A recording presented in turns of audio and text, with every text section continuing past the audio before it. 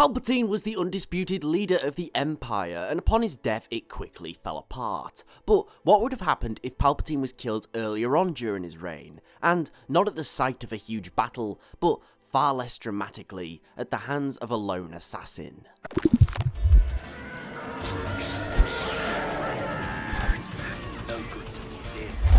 So for this theory, we're going to be saying that a few years into his regime, Palpatine dies. We'll say 5.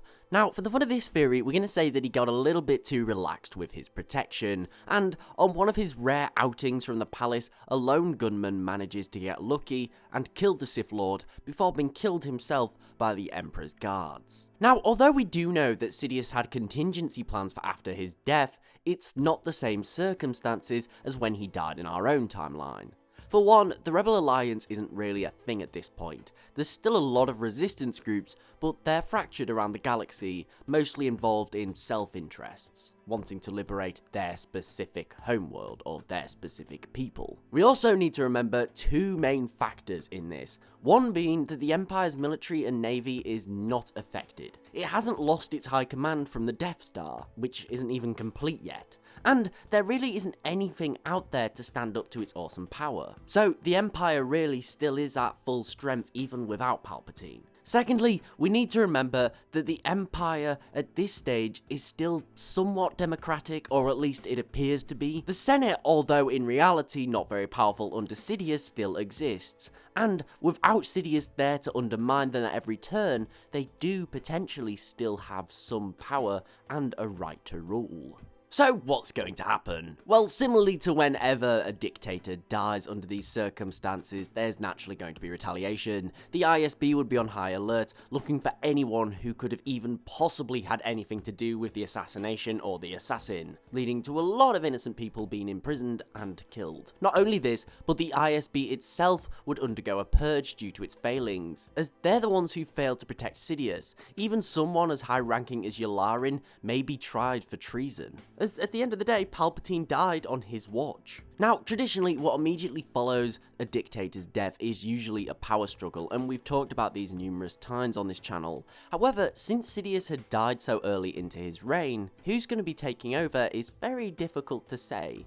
Military governors such as Tarkin will likely try to put themselves in control. Meanwhile, senators who want to reform back into a more democratic system will also be attempting to seize power, and they have the following of the people. Of course, some of these senators will also be in it for their own gain and attempt to take the mantle of Emperor for themselves.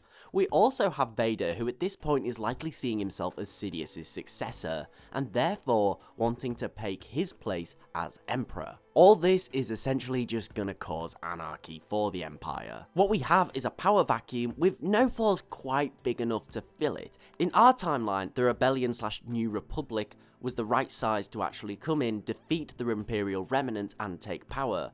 However, here there's too many different factors, and none of them quite have the upper hand. Vader and his Inquisitors will likely rally a good few legions and commanders to their side. The Imperial Moffs will struggle to work together as infighting and betrayals riddle their ranks.